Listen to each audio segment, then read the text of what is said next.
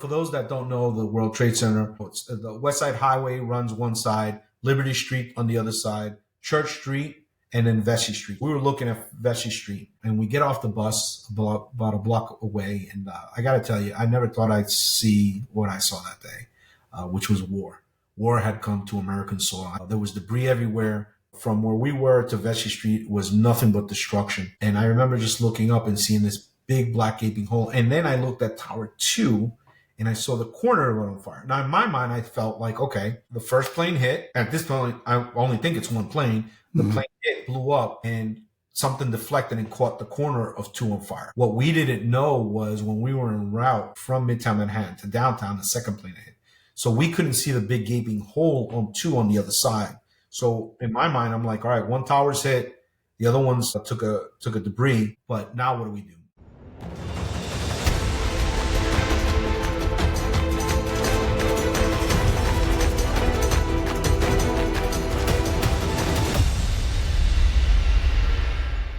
Hey, everybody. Murph here. Welcome back to the next episode of Game of Crimes with Murph in the Morning. I can't thank you folks enough for coming back every week. I'm bringing some studs and studettes on here. Today's story is unbelievable. It's a first for the Game of Crimes. This show's been going almost 4 years now. Inspirational, a story of perseverance, of sacrifice, of bravery, of fortitude, of the will to survive. I just running through every acronym I can think of in my head here. But you see on the screen here with me, we've got a veteran of the United States Navy who left after he got out of the Navy, joined the New York, New Jersey Port Authority Police Department, and was there during 9/11. You're not going to believe this story. This young man was born in Barranquilla, Colombia, and you folks know I got a direct tie back to Colombia. So if you were from West Virginia, Will, I'd say we're probably related. But since we got that tie to Colombia, let's say the same thing. There you go. Ladies and gentlemen, please welcome me and join in welcoming Will Jimeno to Game of Crimes. Will, thank you, brother. Thanks for having me.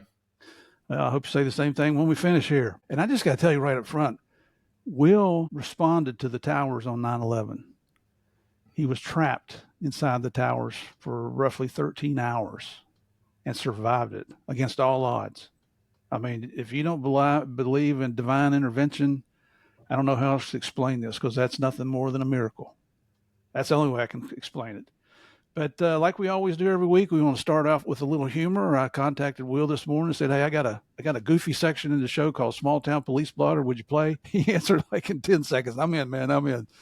So Will, tell us about this criminal from New Jersey. Well, this is an older story, but still a pretty funny one. Beach fashions have evolved over the ages. But in Stafford Township man supposedly went too far in September when he allegedly sported a bikini made out of clear plastic wrap at the beach on Long Beach Island. Steven, and this is a Polish name, I'm going to have trouble pronouncing it, Wojciechowski, homemade creation left his private parts clearly exposed and observers. Really not shocking today, but police reported.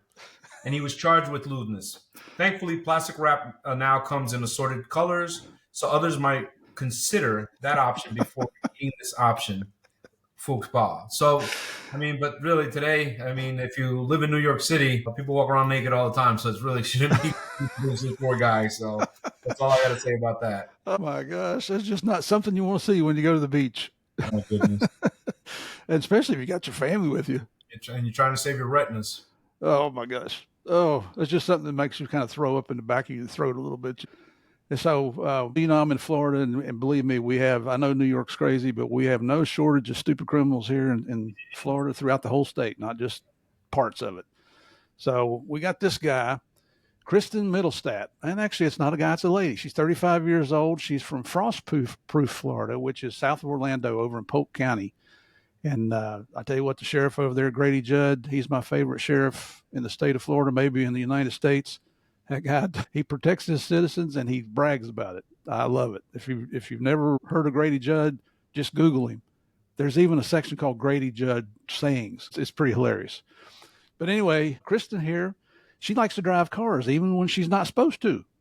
She was recently arrested for knowingly driving without a license and fleeing to elude police. Okay, and driving without a license, not so bad, but running from the cops, that's not too good.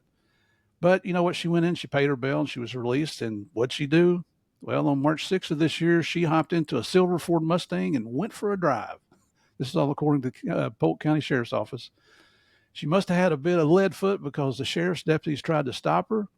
Now Kristen got worried about the going back to jail, so she decided she'd do what landed her in hot water in the first place. She put the pedal to the metal and sped off from the cops twice in a reckless dash until the cops managed to stop her vehicle. She's now back in jail for the same crimes that she was arrested for. But here's the kicker of this whole story, Will.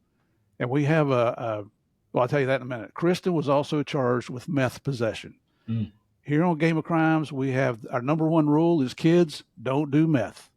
Meth always gets you screwed up. So, Kristen, I hope you learned your lesson, but you and I know she didn't. I'm sure we'll read about her again in the future. So, brother, thanks for playing along here. Just quickly, I want to tell everybody how we met. I think we have a mutual friend named Eddie Molina. Yes. I've never met Eddie in person, but he has been a longtime supporter of Game of Crimes as well as DEA Narcos, our speaking business. Eddie was last I read, he's a 25-year veteran of military and law enforcement. He's a writer for Law Enforcement Today and the Blue Magazine, plus some other things that he writes for. Mm-hmm. And he'll occasionally reach out to me and say, hey, I think here's a good guest for you. And that's what happened with Will. And honestly, I'd never heard of you. But when I looked you up, I thought, how could I not bring this guy on the show? It's crazy, your story. We're going to get into that in a few minutes. But like we usually start out, just tell us a little bit about where you were born, where you grew up, your family dynamics, brothers, sisters, parents, what they did, that kind of thing, going to school, college, any of that stuff.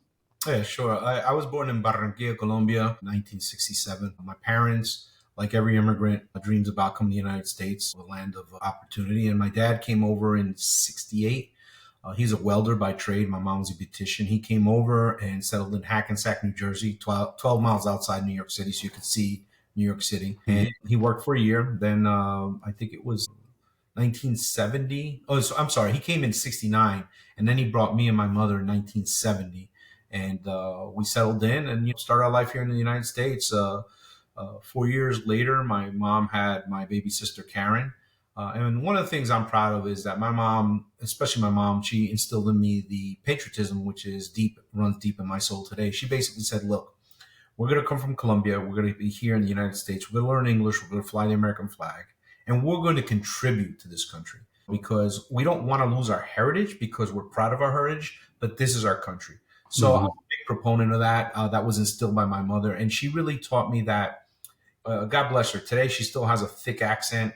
She went to college for so many years to better her English. And it's just tough. She's got a really tough accent. But she's shown me that there's nothing you can't do. So she wanted me and my sister to understand that we don't use crutches. We don't care that you're a minority. We don't care what skin color you're. We don't care where you're from or where your financial status is. You work hard, you will overcome, and you will achieve whatever you want.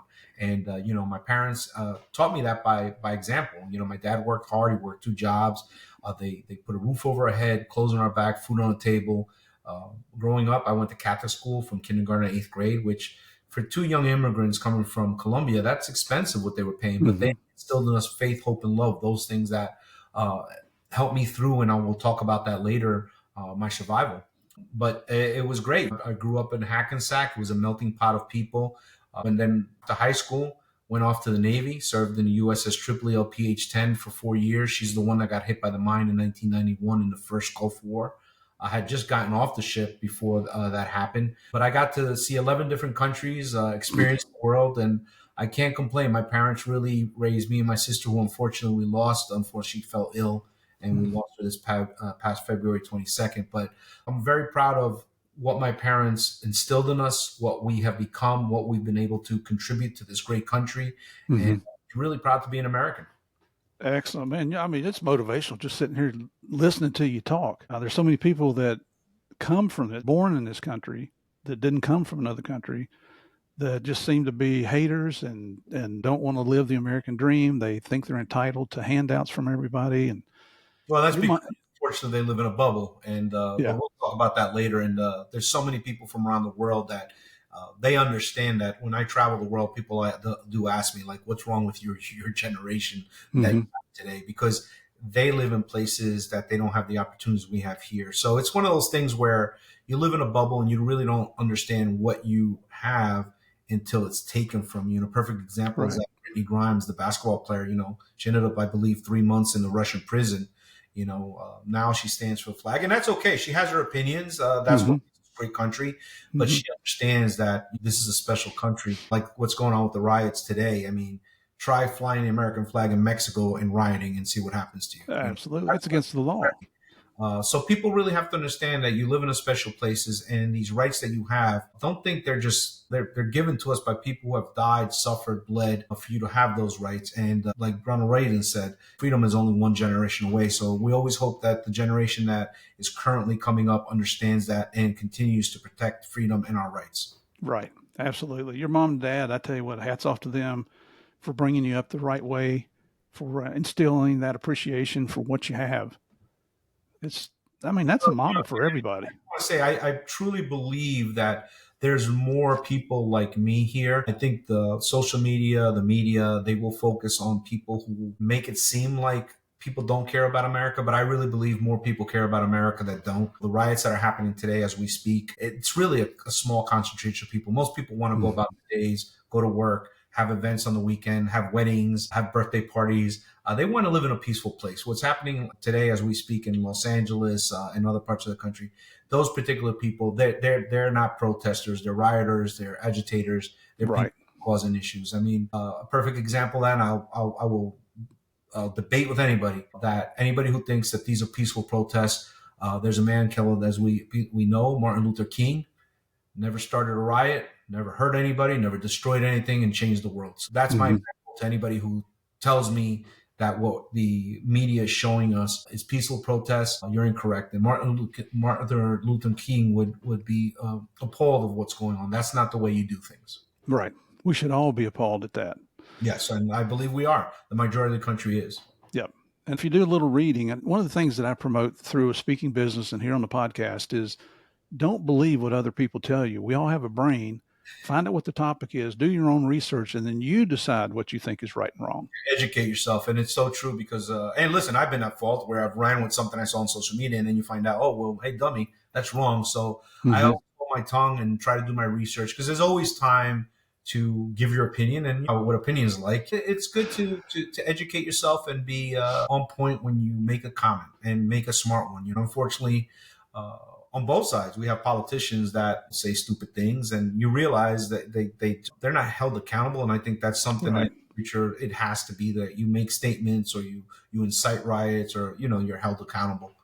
And this is off topic just a tad, but when I worked for the government, I wasn't allowed to have a job. I could not make money on the side. I couldn't have an off-duty job. I couldn't have a small business. But you see, members of Congress, they do. They've got speaking businesses, whatever it is. They go in paupers, and within just a few years, they're multimillionaires. Seems to me there's something wrong with that picture.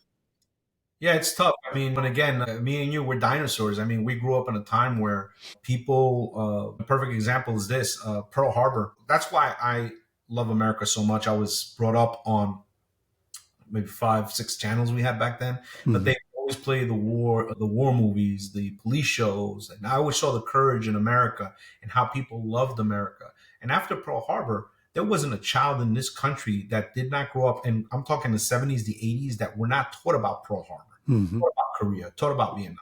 Today, and this is scary, and I think people really need to address this, that there's only currently 14 states in the United States that teach about 9/11, that actually have a curriculum. Only 14.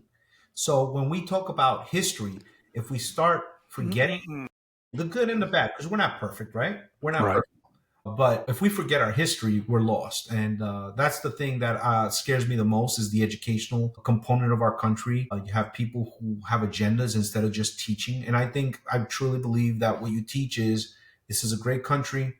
This is our history. Yes, we had some bad with slavery and other things. But overall, you look at people today, they're doing well. They're doing better off for those that want to and not use a crutch like my mom would tell me.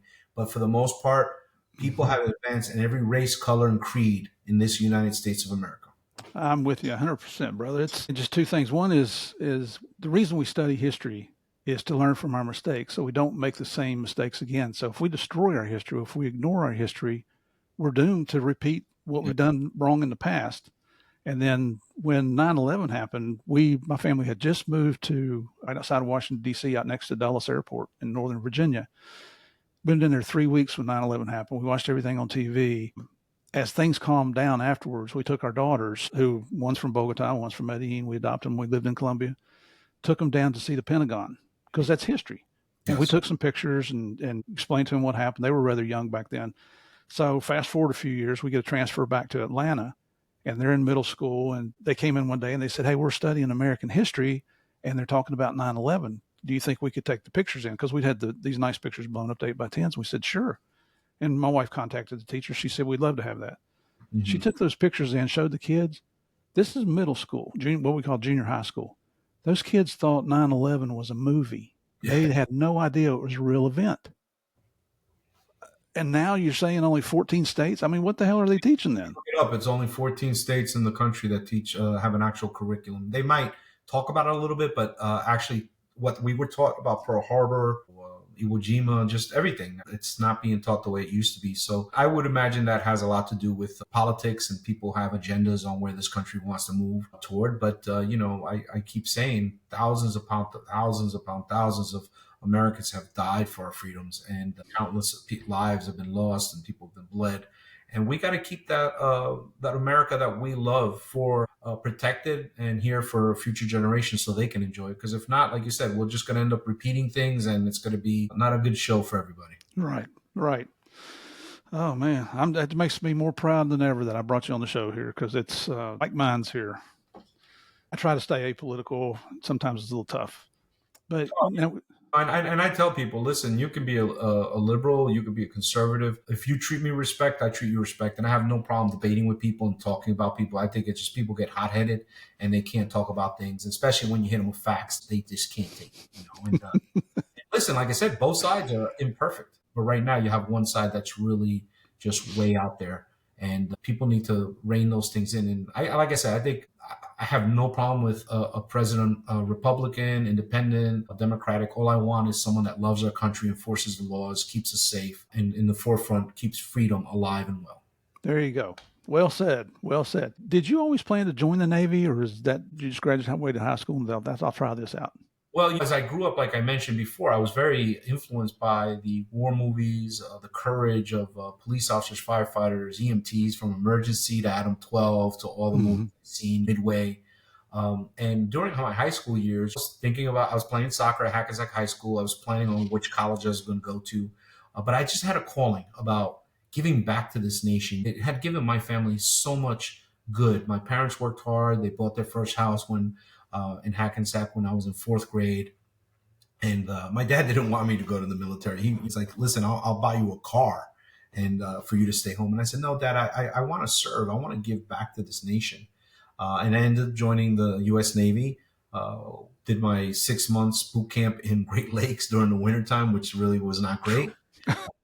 But it was good because I got to see Chicago. And then next thing you know, I remember getting my orders, and I was boot camp there. And I'm like, what's the triplet? What's an LPH? I don't know what that is, which means landing pad helicopter. And my one of my company commanders said, Jimeno, you're going to the Gator Navy. I had no idea what that was. But the what? What do you call it? The Gator Navy. Okay. And I didn't know what it was, but it turned out to be probably one of the highlights of my life. I ended up being stationed in San Diego on 32nd Street, and it's a helicopter that if anybody remembers, and for those young people, if you know who Clint Eastwood is, he made a movie called Heartbreak Ridge. You'll see that particular ship is where the Marines fly off in that movie. So we carried Marines with helicopters, so we are an amphibious force. And for me, it was great because you get along so well with Marines. And so it was the best of both worlds. You had the Navy, you had the Corps, and we always got to go into port because the Marines would need time to train or whatever. So it was great because I got to see 11 different countries throughout my 4 years. And I learned a lot. I grew up a lot. And I think one of the important lessons I learned is that people are people no matter where they're from in the world. And what I learned was people really admired America. And every time we came on the Coronado Bridge coming back from overseas or deployment, you understood why this country was so special. And that's when I talked to before, when I say people here in this generation live in bubbles that really don't understand their freedoms. When you go to a third world nation and you see that they don't have the rights or the opportunities that we have here, you understand why so many people want to come here. I mean, Tony Blair said it best, former prime minister of Britain. He said, any country more people are trying to get into than out is a special country. And I don't need to educate anybody, because if you've noticed the news for the last several years, how many people are trying to get in here, have gotten in here, unfortunately, illegally. It's put a strain on us. And you realize that people want to come to the United States because it's a special place. And that's something I learned and I really cherished. So I did my 4 years in the military. I gave back to my country. And then after that, I decided, again, since a child, I wanted to be a police officer. I felt that police officers are people who give back to the community, protect the community. And I was a Buffy guy. I love being, in the action, sometimes you got to be careful what you ask for because you get it. Yep. We'll get into that later. But, so that was basically my military career. Was awesome. I got to see Hong Kong before it went back to Chinese rule. So that's a perfect example. I wish I could take what I had seen and learned in the military and just pass it on to every young person today so they can say, hey, you know what? The world is a great place. And I tell everybody, I don't care where you're from in the world, whatever country you're from, you should be proud of that country. You should be proud of your nation. But you also want to be someone who understands that there is a great place in this country, in this world, and it's called America. We are the shining light and we have opportunities here. And we just want people that come here that are going to work hard like my parents did. And you remember in the 70s, the 80s, people were coming here. They came here with trades. They came here with skills. And it was an endless place for you to make a life for your family. And that's what my family did. So in high school is where I decided I wanted to join the military. And I was blessed to have that path, that ship, those experiences. And it's a big part of who I am. It's a similar story with me. I was born in the U.S. I was spoiled. I didn't appreciate what I had until we went to Colombia for 3 years. And as beautiful as Colombia is, I mean, it was still somewhat considered a third world country, not like some of the places you've seen. But I mean, just resources, the people, the only Colombians I ever met were the ones I'd put in jail in Miami for drug trafficking. And as wrong as this is, I stereotyped the whole country before I got there, was pleasantly surprised at how receiving the people were. If you went in and tried to get along with them, they would bend over backwards. I mean, you hear my country accent. When I speak Spanish, it's hola, y'all. And they're working with me. You got to be willing to laugh at yourself, but as long as you try, they were very accepting. Yes. Well, then you come back, and for me, what working in Colombia did was make me appreciate living in the United States, because I had an offer later in my career to go back and be the big boss down there. But I was very happy living in the U.S., so it's encouraging to hear you say the same thing. Yeah, and I think people just have to understand that if you're blessed and life is good for you, enjoy it. But other people don't have it that good. I mean, there's millions upon millions of people who are struggling every single day. And even some of our poorest people here have it better than other people in Korea. I mean, just look at North Korea. They live in communism. Mm-hmm. You have to take the time to really look around and see where your position is. If you have it good, just enjoy it and maybe be able to help other people if you have that opportunity. Yeah. Yeah. So you come back from the Navy. Did you ever think about staying longer, making a life career out of it, or? I did. I was close to actually re-upping because I was going to, there were some orders there for Puerto Rico to go down on the gunboats. I was a gunner's mate. So, but then I decided, no, I'm going to come home. I wanted to, actually, my goal was to come back to New Jersey, go to school, get my degree, and go back to San Diego to be a police officer in San Diego. I really enjoyed San Diego. I enjoyed the weather. I enjoyed everything about San Diego. They had a great police department. Came home, started college. During my college time, I met my wife, Allison, and that really hooked me on staying here. And then it started the quest of becoming a police officer here in the Northeast, which is very sought after, very good pay. Mm-hmm.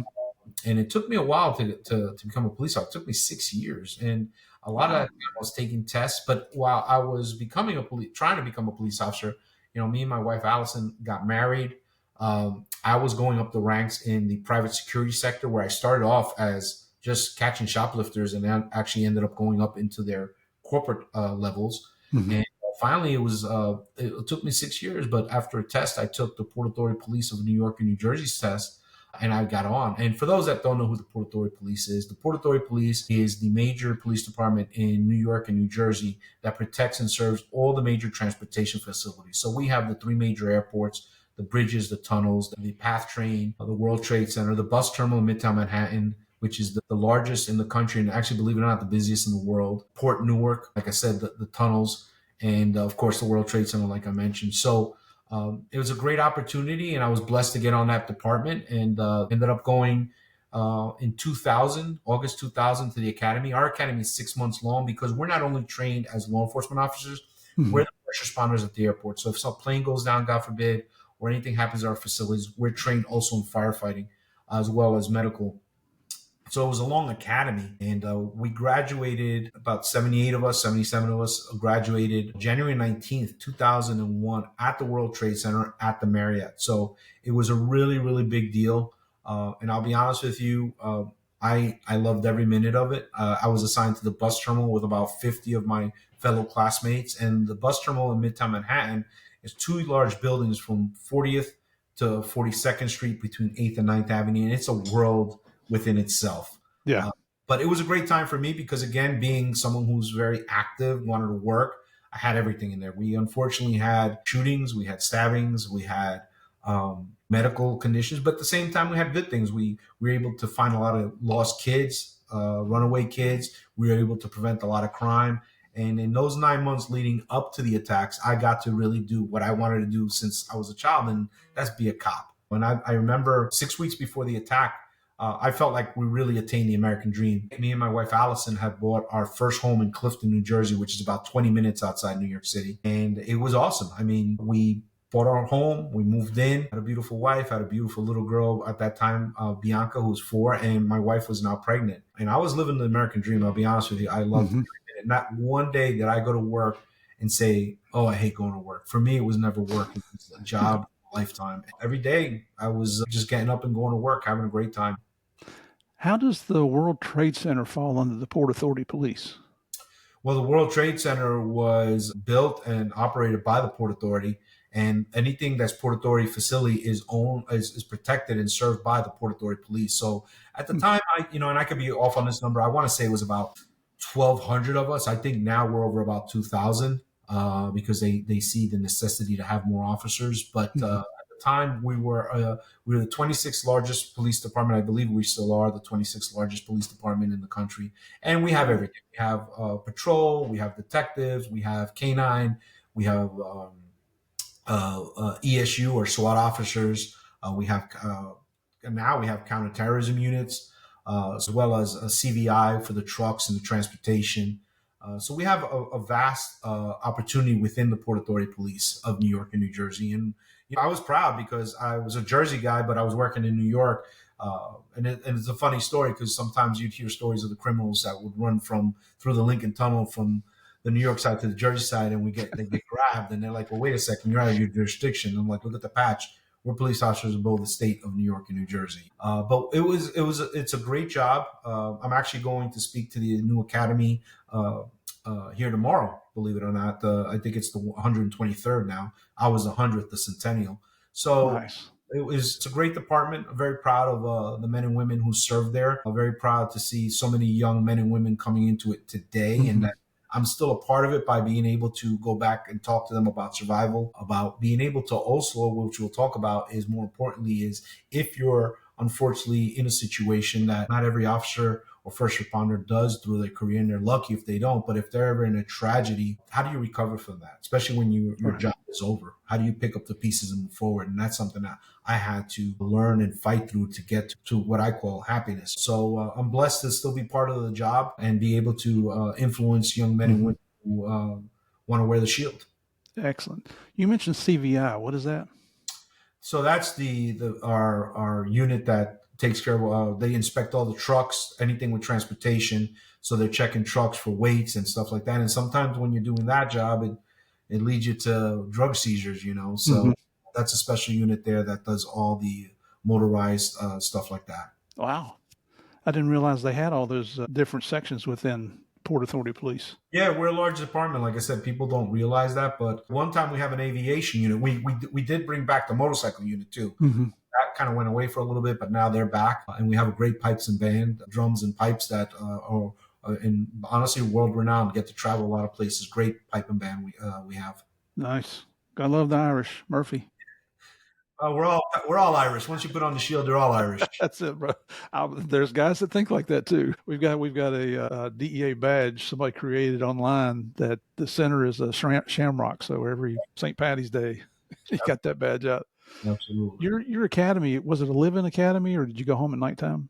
So unfortunately for my academy, we were living down at Seagirt, New Jersey, where the New Jersey State Police train, and I got on when I was 33. So for me, it wasn't a big deal. The only thing that really stunk was that I was married, I had a baby at home, and I was away Monday to Friday. I'd come home on the weekends. But I also understood for me, it was my meal ticket. And, we would train all day, and in the evenings, there was nothing to do. So it kind of stunk on that end. But one thing that me and a couple other guys that were older, and I'll talk about two of my partners that unfortunately passed on 9/11, we understood too, this is a great opportunity for us, for our families. I never became a cop for financial reasons. I was very fortunate to get on a police force that does offer you great financial security for your family, great benefits. So for me, it was like, when everybody would complain, they usually complain silly things, and especially the young guys, it's like, shut up and just do your training. And when we're done, we're going to have a good life. And that's what you expected. Unfortunately, mine, as well as many other of my fellow officers, took a twist, and some for the ultimate sacrifice of giving their lives and serving, protecting the people of New York and New Jersey. But it was a great academy. We lived there, and what was great about it was just camaraderie. You made good friends with people, and that's what got you through it. Because unfortunately, our class, the 100th, had a lot, like a black cloud over it. We had, unfortunately, a lot of people lose loved ones while we're in the academy, which made it tough because, again, you couldn't go home. Today, I think I want to say since like after 9/11, the academies were basically they could go home. So when I say that sucked, it sucked for us because we would have loved to have been able to go home. But that was just the time period, and we had to get through it, which we did. Yeah. So you come out of the academy now, and what's your first assignment? Was the bus terminal in Midtown Manhattan. Okay. Right there in Midtown. Like I said, it was just a great place. I was working 7 to 2s. I was steady days. We would work a 4 and 2 schedule. And it was great because I'd go to work early, do my tour, and I'd actually be home in time to pick up my daughter from my parents' house or my in-laws' house at the time, Pat and Paul, Allison's parents, and spend the rest of the day with my daughter. So it worked out really well. Nice. So let's just move right on down to 9/11. Now, how much time do you have on the job now? 9 months. Does that include your academy time? No. It was more with academy time. At that point, academy time, we would have already had a year. Mm-hmm. Well, technically, we would have been on probation a year after we get to the our If you job, graduate.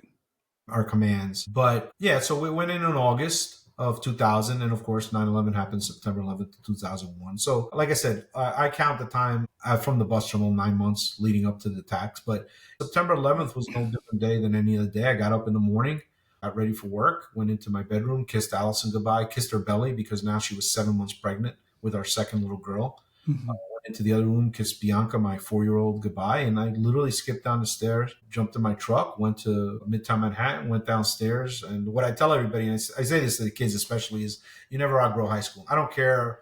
I've been able to meet from presidents on down, and if you spend enough time with anybody, something's going to happen that you're just like, this is like high school crap.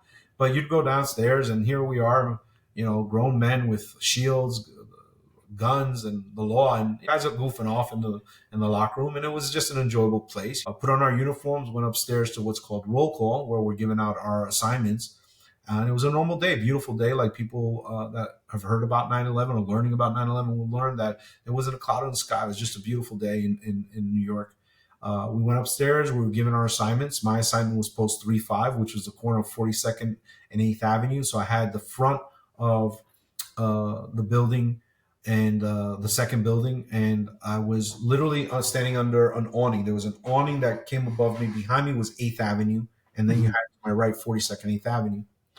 And so what we have in the mornings and in the afternoons at the bus terminal is what we call the rush. The rush is in the morning is thousands of people coming in from Connecticut, New Jersey, upstate New York, buses coming in from different parts of the country. It's just a really very chaotic, a lot of people.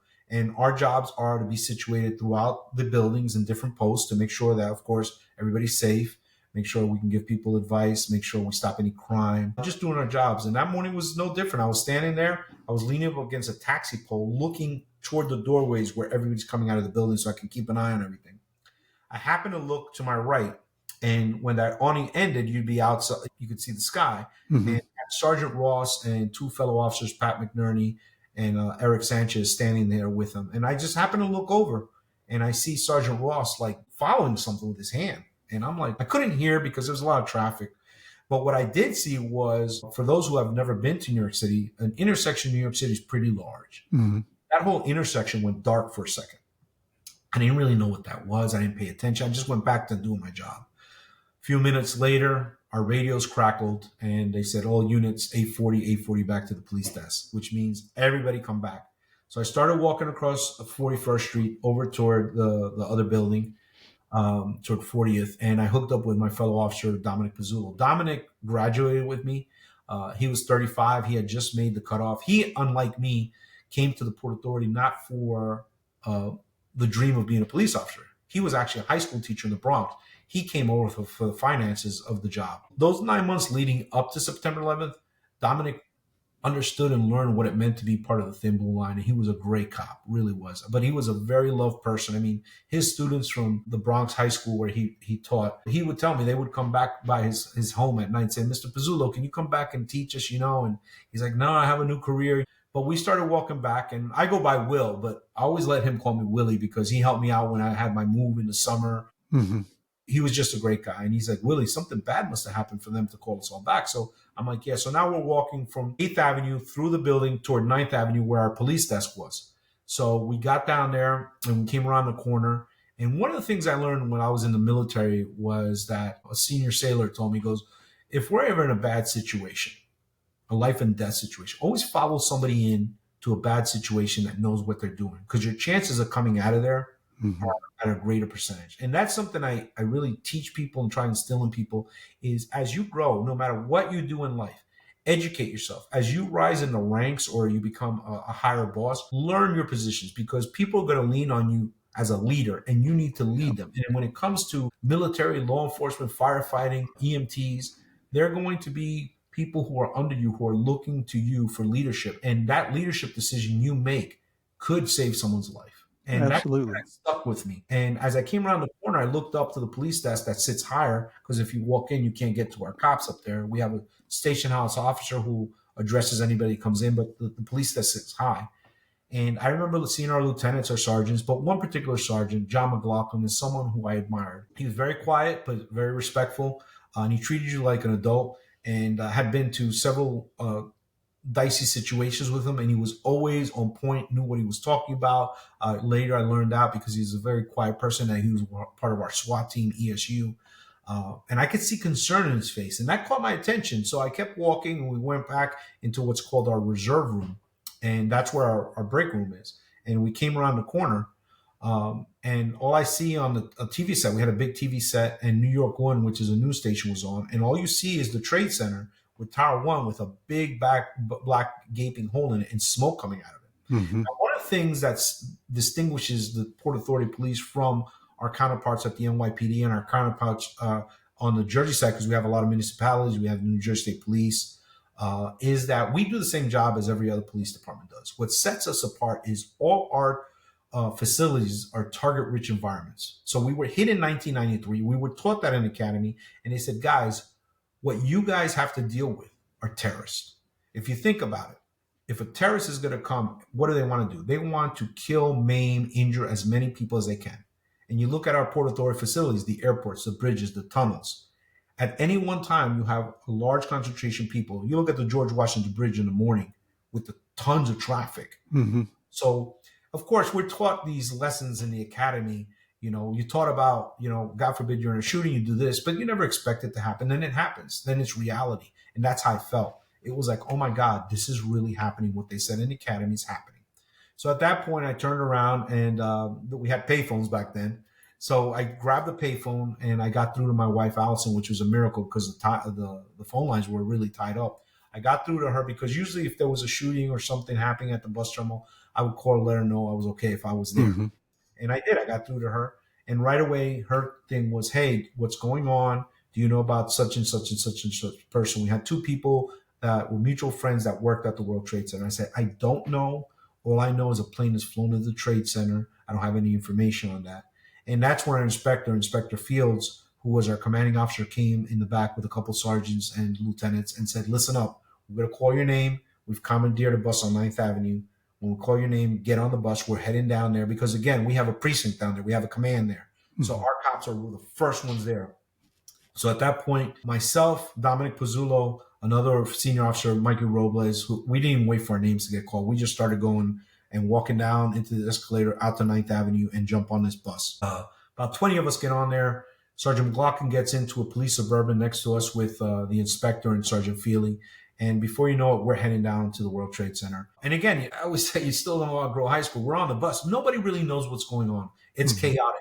Now, mind you, back then, we weren't allowed to carry our cell phones. So I happened that day to leave my cell phone in my locker. And not everybody listens to that. A couple of guys had their cell phones on. But as we're going down there, their cell phones weren't working. Cell phone service was dead. We're kind of arguing a little bit about it, some people on the bus. Like, that can't be a major airliner, because even in 2001, the technology was still far in advance where an airliner was just not going to slam into a building like that. So everybody was going back and forth, and we were really flying down there. We cut through the village, and we were on, one of the streets heading down there. It was about 2 city blocks back when everybody just went silent. We looked to our right, and we saw a person in the middle of the street, profusely bleeding. An FDNY ambulance, what we call a bus, was working on him. And that's when everybody was like, wow, this is serious. Now, this is 2 city blocks back. We went one more block up, and we stopped in front of a block from Vesey Street. So for those that don't know the World Trade Center, the West Side Highway runs one side, Liberty Street on the other side, Church Street, and then Vesey Street. So we were looking at Vesey Street, and we get off the bus about a block away. I got to tell you, I never thought I'd see what I saw that day, which was war. War had come to American soil. I stepped off the bus. There was debris everywhere. From where we were to Vesey Street was nothing but destruction. And I remember just looking up and seeing this big black gaping hole. And then I looked at Tower 2, and I saw the corner of it on fire. Now, in my mind, I felt like, okay, the first plane hit. At this point, I only think it's one plane. The plane hit, blew up, and something deflected and caught the corner of 2 on fire. What we didn't know was when we were en route, in transit from Midtown Manhattan to downtown, the second plane hit. So we couldn't see the big gaping hole on 2 on the other side. So in my mind, I'm like, all right, one tower's hit, the other ones took a debris, but now what do we do? And I remember just standing there thinking, man, how small I felt, because especially as men, right? We're tough. Here we are with our uniforms on, our shields on, our gun belts, but I felt this big because you realize that we are small individuals in this big world. And what makes us strong is when we come together. But at that point, I'm standing there, and that's when one of our senior officers who had been in the 93 bombing says, look up, they're jumping. And that's when we unfortunately see people jumping from that black hole, and they were jumping by themselves. They were jumping holding hands, and they would fall, and then it would disappear behind Building 6. And I just remember thinking to myself, we got to get up there. We got to be able to break a wall for them to see our uniform and say, let's go, let's get you home. And I'm standing there, and that's when Sergeant McLaughlin had run through that debris field from Vesey Street coming toward us. He had parked up the police Suburban up on Church and Vesey Street and came running back toward us. And he actually said, hey, guys, I need volunteers. I need guys that know how to use Scott air packs. Again, Port Authority police officers are not only trained in law enforcement, but we're also trained in firefighting. So I remember at that point, just 3 of us volunteered. I can't tell you who volunteered first, but Dominic Pizzulo, myself, and another fellow officer, Antonio Rodriguez. Antonio Rodriguez had 4 years on the NYPD, but came over the Port Authority, again, for the finances. But he was a great cop. Again, he was 35, so we're kind of like the old guys in the academy. Antonio had just come back from Portugal on a vacation. It was his first day back, his first day tour. And Antonio was just a great guy. He was one that always would look out for everybody, like, hey, we're going to be on our pins on our legs. Most of the time as Port Authority cops, make sure you got a bottle of water thrown in the back pocket, have an extra handcuff key. He just, would always take the time to, educate the rookies. Even though he was considered rookie as a Port Authority officer, he already had 4 years on the job. So, because he was New York City, I believe, transit. But at that point, the 3 of us volunteered, and I remember we started following the sergeant, and I remember thinking, man, I'm scared. I'm really scared because as we're running, all I see is a debris field. I see body parts. I see pieces of the plane, and here's all our guys with FDNY standing behind us. They're all staging. They're all trying to figure out what we're going to do. And Sergeant Glock said, let's go. So we start running. We get right next to the building 5, and there's an entrance. Sergeant McLaughlin said, Jimeno, take our hats, our PR24s, which is the clubs we carried at the time, our memo books, which we carry like the city guys, go up to the Suburban, throw our equipment in there, come back and meet us in an E-room. E-rooms are emergency rooms that are set up throughout the World Trade Center for first responders to get all the gear they need, whether it's helmets, bunker coats, Scott air packs, axes, whatever we need. So I said, okay. So they went in. I ran up to the corner of Church and Vesey. The police Suburban at that point I realized had been hit by a big piece of concrete. That's when I realized, hey, dummy, there's actually stuff falling. Because, I think people can understand if you've ever been in an emergency or something. Things are chaotic. Mm-hmm. Things sometimes don't seem real. And it takes you a second to kind of like focus. And that's when I focused, like, man, there's concrete falling from above. Be careful. So I threw the stuff in the police Suburban. And when I looked down Church Street, I saw thousands of people just being herd out like cattle. I mean, they're running. Again, not knowing Tower 2 had been hit. So I thought that was wild, and I ran back, got into the building with the guys, and we hit the first emergency, the E-room. There wasn't, Antonio Rodriguez looked like a firefighter. He put his bunker coat on, put a helmet on, Scott air pack. There was no bunker coats for me and Dominic, so we just threw our helmets on, our Scott air packs, and we looked like firefighters with guns on our side. We checked each other, and one thing we said to each other is, no matter what happens, we don't leave each other. Mm-hmm. And for those that were never in the World Trade Center was two large buildings, right, 110 stories each. They were in a 16-acre complex connected underneath by what we call the concourse. The concourse level is where you have your mall.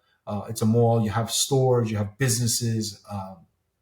And they had escalators that would go down to the PATH train and to the subways. So it was a very popular place. And when I got in there, at that point, Sergeant McLaughlin said, let's go. We're going to the police desk. So we got on an elevator. And I remember kind of chuckling, thinking to myself, it's a major fire going on. I don't think we're supposed to be in an elevator. But I trusted Sergeant McLaughlin. Mm-hmm. So we get to the police desk, which oddly, I didn't know for years. If you watch the French documentary where they start off with the firefighters and they actually see the plane hit the World Trade Center, you will see them break off from the FDNY and actually hook up with, I believe, Detective Wheeler from the Port Authority Police. And they are actually at the police desk with us. You don't see me or the guys, but you see Sergeant McLaughlin. And we're actually at that point being told by Sergeant McLaughlin, let's get this mail canvas cart. Let's get more equipment in there and whatever we can get. So before we start heading up. So that's what we did. At that point, we leave the police desk. I'm actually pushing the cart, get back on the elevator, get up to the concourse level, came out. And I remember there was like water on the ground. There was about seemed like 2 inches of water on the ground. We're coming around the escalators, going down the path, and we're coming around. And as I'm pushing the cart, I remember one thing that people always ask me, what's the one thing you saw the most in the building September 11th? And I tell people it's love. It's love. There was a steady flow of people coming from Tower 1 in a single file line. And mind you, there are people who are dead. There are people who are injured. And these civilians are helping each other. And I remember seeing a black gentleman with a white gentleman carrying this blonde woman who had a severe cut. And they're carrying her in a single file line, and they're heading toward this FBI agent who's directing them on where to go. And I thought to myself, man, if these people can be this brave, us in uniform, we need to be 3 notches above them because they're relying on us. Mm-hmm. At that point, we hit a crossroads. We could have went right when we got to there, could have went right and straight to Tower 1 or went down to our left to Tower 2. We actually bumped into another crew of Port Authority police officers, about 4 or 5 of them too. And the guy pushing their cart was one of our classmates, Warren Stewart. Stewart was a 4-year NYPD detective. Great guy, and Stewart's wife was pregnant while we're in the academy and gave birth to Amanda, the little girl. And I remember Stewart always had a smile on his face. He was a great guy. And that was one of the lights, one of the happy points in the academy was seeing Amanda be born, because he would walk around with the picture and show everybody. And that was a great time. But Stewie was assigned to the PATH train, which is the Port Authority Trans-Hudson, one of our other commands that sat underneath the World Trade Center. So at that point, their team and our team sergeants started talking, and we said to Stewie, hey man, what's going on? He's like, this is crazy. We kind of chit-chat a little bit. Sergeant McLaughlin said, let's go. We're pushing off. They're pushing off. And I remember just reaching out and fist pumping. Stewie said, stay safe. That's the last time I would see him. Unfortunately, that crew of Port Authority police officers were never recovered. They were just basically pulverized. But years later, I got to meet Amanda. And I got to say that she's a beautiful young lady and is a great representative of her father. But at that point, we continued on. Now we're going to Tower 2. At that point, we meet up with another fellow officer, Christopher Amoroso. There's a famous picture of Christopher Amoroso. He's one of our Patriotism officers who's actually saving a woman, and you'll see him with Nike gloves. It's a Daily News picture that's out there. He was a great cop. I mean, he embodies the saying, "I'll go through a door with you." You know, that means that no matter what's on that side of that door, I trust you with my life. That's the kind of cop that Christopher Amoroso was. He had already saved several people before coming back into the building, seeing us, because he had been recently transferred from the bus terminal to the World Trade Center. So we worked with him. He was actually one of my OJT officers. When we came up to us, he was injured already. He had taken a hit over his eye, and we're like, Chris, are you okay? He's like, don't worry about me. We got to get people out. And that's the kind of American, the kind of cop, the kind of first responder that was there on September 11th. They didn't care about themselves. We wanted to get people out. At that point, we went to Tower 2. Sergeant Glock said, Jimeno, stay here with the cart. The rest of you guys come downstairs. We're going to hit another E-room to get more equipment. So I'm standing there by myself. I was by a Ben and Jerry ice cream shop, and I can actually look into the lobby of 2, because to get to either Tower 1 or Tower 2 are big glass revolving doors and glass windows you can look into the lobby. And of course, the lobbies were huge. And I'm looking, and that fear came over me again, because now I see people who are dead. I see people injured. I could see our cops shooting the windows out on the other side of the lobby toward Liberty Street to let people get out more. But then, unfortunately, I saw concrete falling. I also saw human bodies, and that sound was distinctive of a piece of concrete and a human being.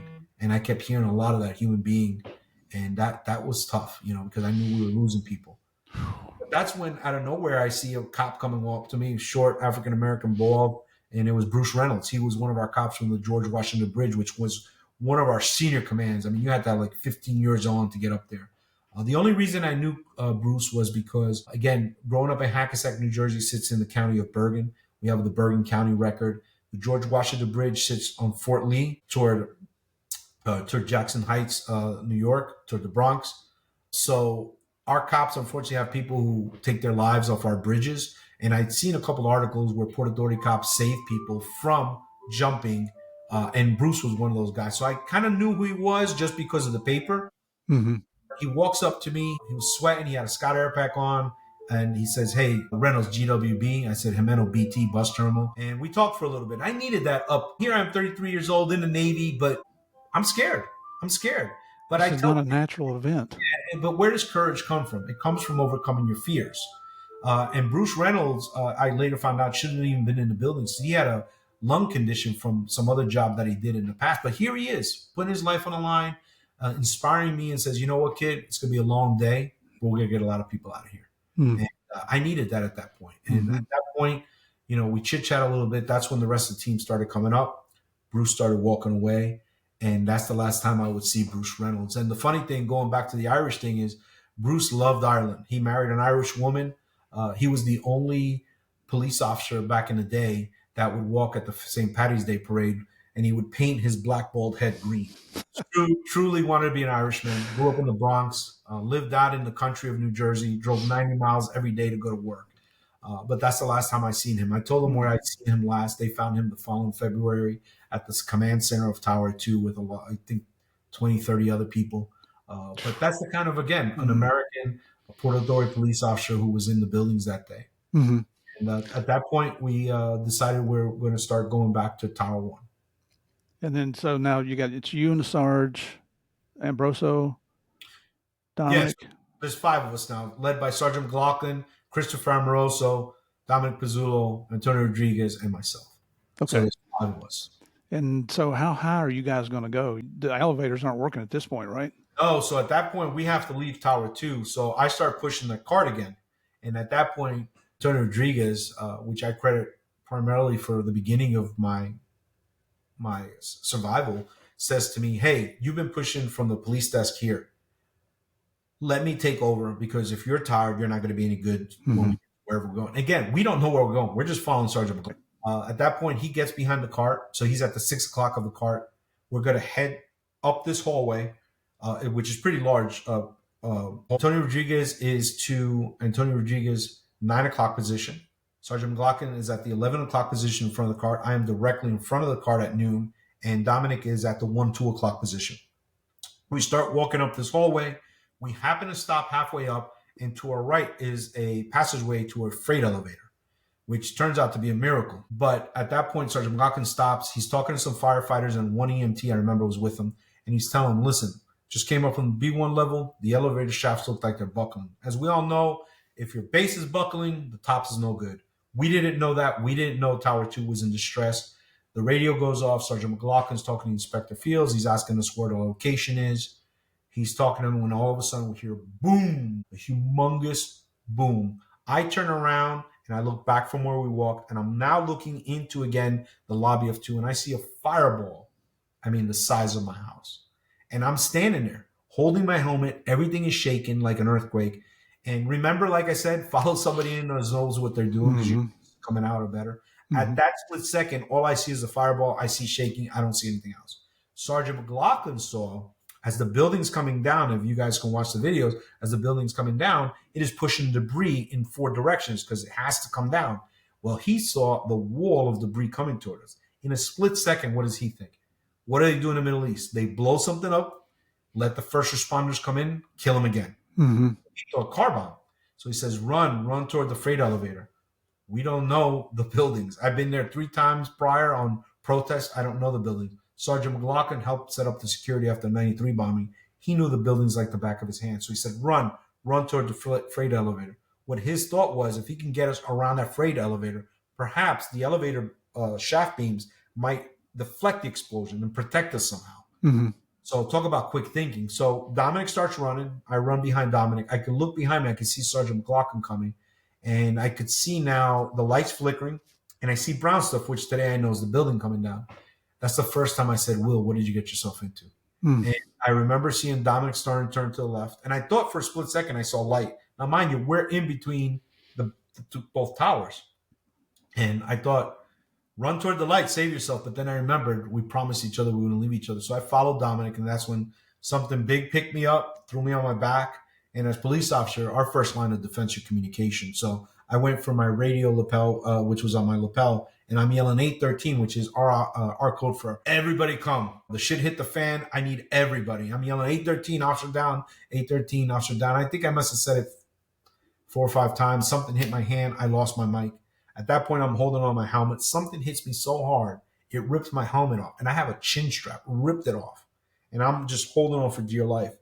And the way I say it, it's like a million freight trains just coming down on us. Getting pelted with concrete, just getting beat up. And then all of a sudden, everything stops. And we're in the pitch black. And it's silent.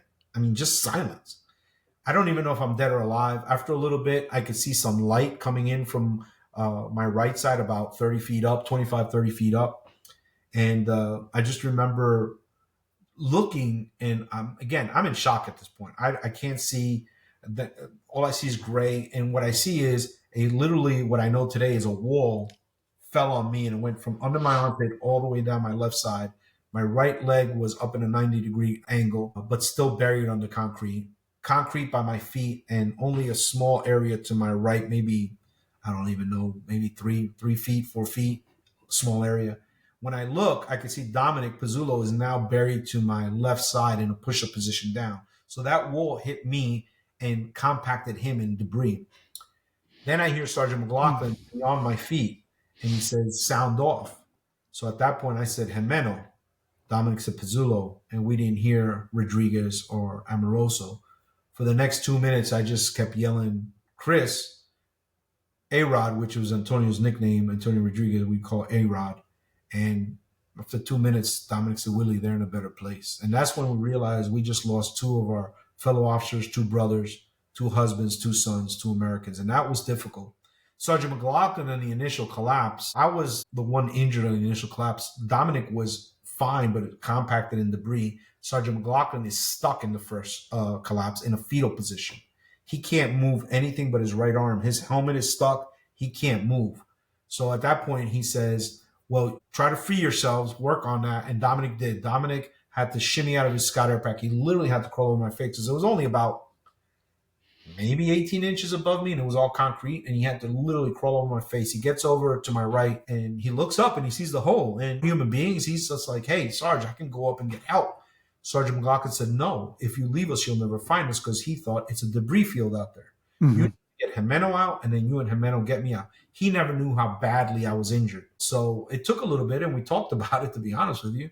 And Dominic did the right thing. He said, let me try to get you out. There was a piece of rebar that was bent on my right side with a piece of concrete at the end. And he was trying to get that off, and it would whip back and hit me. And it went on for a little bit. And believe it or not, we kind of chuckled. And I said, bro, you're kicking my ass. He's like, I'm sorry, bro, I'm trying.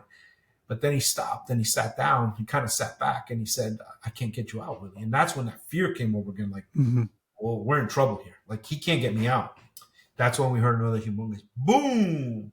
And that's when Dominic kind of like half-assed stood up. And that's when everything started happening again. And at this point, I figured we're going to die. It's over, because this is happening again. Same sound, getting hit. What I did at that point is something I've always done to my wife and my daughters, is in sign language say, I love you. So I took my hands and I crossed them over my chest, because I figured I'm going to die. And if they find me and they find me like this, I hope they tell my wife that's how we found them, because she would then know, hey, he was thinking of us.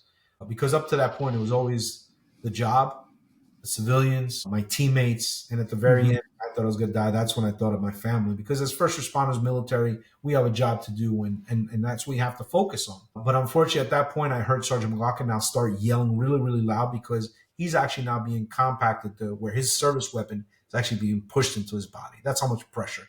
His pelvis is breaking. I mean, it's bad. And unfortunately, at that point, Dominic gets hit with something that came into the hole and sat down like a rag doll.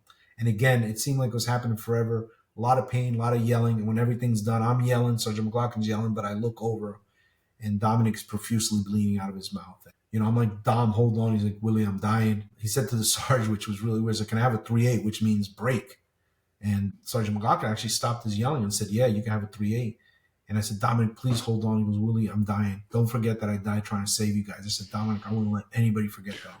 In his last moments, he was still thinking about the team. He was able to get his sidearm out, and he pointed the gun up into that hole where light was coming. He fired one round, and that's when he slumped over. And now at this point, he's only like a couple feet from me. And I had to watch my friend die, a partner, a fellow cop. And that was tough. I was kind of off the hook, hysterical, and Sergeant McLaughlin, through his pain, says, you need to calm down. You know, and at that point I said, Sarge, what do we do now? And he goes, Jimeno, there's no training for this. You know, we all train, whether you're federal, local, military, we're trained. But there are certain situations in this world that are so unimaginable that I don't care if you're a Navy SEAL, you're a SWAT guy, or you're a patrol cop, a firefighter, EMT. There are things that are going to happen that are just undescribable, unbelievable, that we never thought would happen. And this was happening. September 11th, I can think anybody can agree, was something that was not, that was unbelievable. Nobody ever trained for such an event. Nobody was taught how to survive such an event. And Sergeant McLaughlin said, if they don't find us by the morning, we're going to die from compartment syndrome, because we're being crushed. He explained that what that was, and that was harsh. That was tough, because I had asked him, Sarge, what do you do now? He goes, this is going to come down strictly to our will to survive. And that's something that everybody has in them. You don't have to be a military person, a cop, firefighter. Everybody within us has that, the will to survive. And that's what we have to rely on. Let me tell you, to make, you know, not to go into too detailed, but the next several hours, a lot of bad things happened down there. Unimaginable. Dominic's gun cooked off, fireballs fell in, and it dragged on into the night. At one point, I just wanted to die. You know, I just wanted to die. This is hours into this. I tell people, when I talked about faith, hope, and love, at that point, I wanted to die. We had been crushed, been burnt, been shot at, lost 3 teammates, one who's right there next to me. And I said, God, I just want to die. So I said, God, I'm going to ask you for 2 favors, because I felt everybody was going to go to heaven that day, because these cowards, these terrorists, attacked innocent human beings that were just trying to make a better life for their family. And I said, you know what? I'm going to ask you for 2 favors. One is let me see my daughter be born, because I knew how hard this was going to be for my wife. She was going to give birth and I was going to be gone. And I said, let me from heaven see this child be born. And the second one, and you know, I tell people, you can laugh. I said, God, when I get to heaven, can I have some water? We were so caked in concrete. I was so thirsty. And I closed my eyes and I tell people, you can call it a dream, a vision, whatever you want. But I said, I close my eyes, and what I see is a person walking toward me with a white glowing robe, no face, brown hair, Over his left shoulder in the distance is a tranquil lake with trees around it. Over his right shoulder is a tall endless sea of grass.